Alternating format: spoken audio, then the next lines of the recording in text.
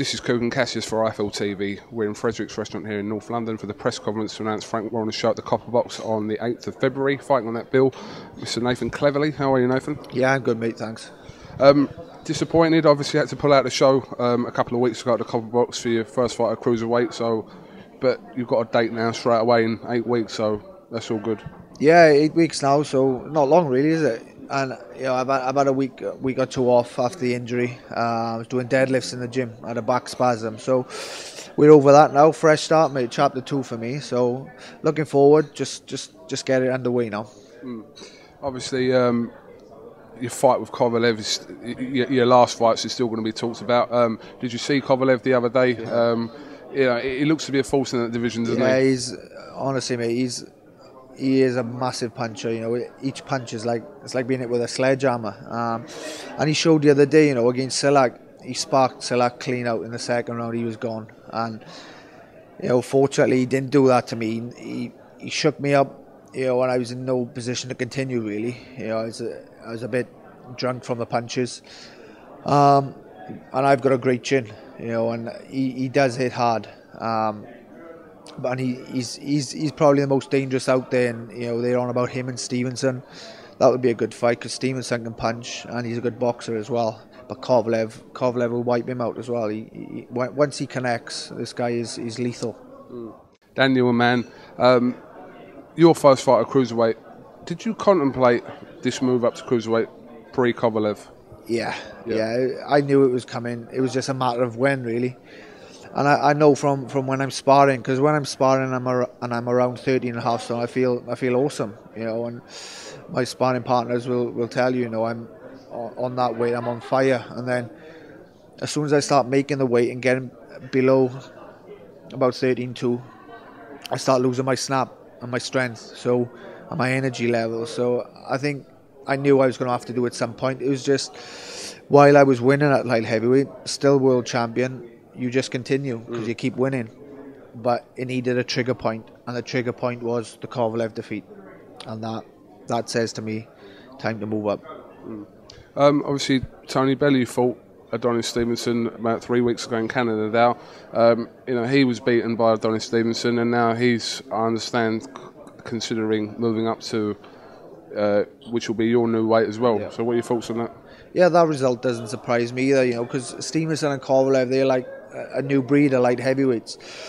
Stevenson's 5'10", Kovalev's 5'11". You know, they're not really tall guys, but they're strong. You know, they've got their muscle density. They're strong guys. I'm 6'2". Bellew's tall as well. You know, we're draining down to make the weight. It's gonna, you know, it's inevitable. It's gonna weaken us. But he's on about moving up, and you know, it's great for the division because the more competitive fights we have, the more names in this division. I'm in it now. He's decided to follow up, and if it's likely going to happen in the future. The first fight was good. The second one will just be as good, and the same result. Okay. Does it suit you after the Kovalev defeat to have your fight out of Wales and in London? Yeah, it does. It makes sense because ultimately we've got to start back now and work our way up towards those big super fights. We had a sellout capacity in Cardiff in the arena. You know, it was sold out, and that was a big fight, me and Kovalev.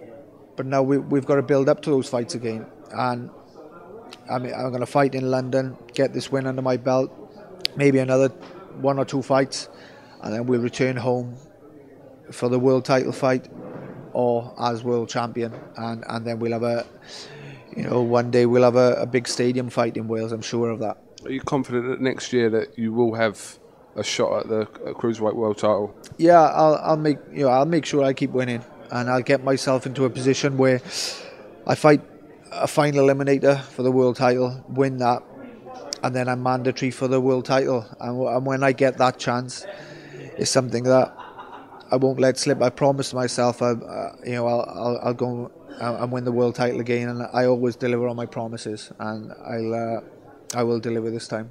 Do you regret taking that Kovalev fight, it being a mandatory, no.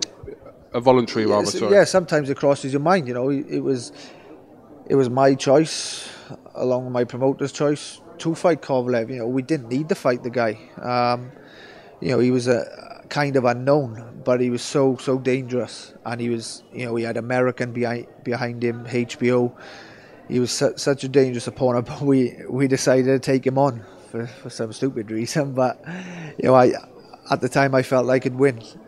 We knew it was a risk. He was the favourite going into the fight. He was the favourite with the bookmakers, and they really get things wrong. You know, he was the favourite for a reason.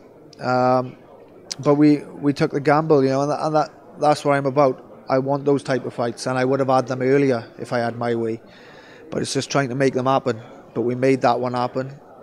The gamble didn't pay off. But for cruiserweight, a couple of fights now, and I'll be involved in big fights again, and that's the ones I want. I love these fights, 50-50 fights. Everything to lose, pressure's on. That's what I want. You was asked in the press conference about the situation with you and your dad in training wise. What is the situation? The situation, I say it's unclear at the moment because nothing's set in stone. You know, we haven't made 100% decision, but I done a session in the gym yesterday, first one back after the injury. It's just simple, really. You know, I live at home. My gym is just around the corner, so it makes sense for me to stay home. It's my comfort zone, you know, and it's been a successful relationship up until the last fight. You know, and we can definitely do it again at cruiserweight. But if we feel somebody else can get the best out of me, another trainer, we'll have to look at that. And he'll advise me just as much as I advise myself. All right, Nathan, I think you've got to tuck into your Christmas dinner, which is over there. Yeah, please. Yeah. Benefits of being a cruiserweight, isn't it? Thanks for talking to IFL TV. And listen, we'll look forward to the 8th of February at the Copper Box and your journey into the cruiserweight division. Nice one, Kugan. All right, Top man. Kugan Cassius with Nathan Cleverly here for IFL TV. Thank you very much.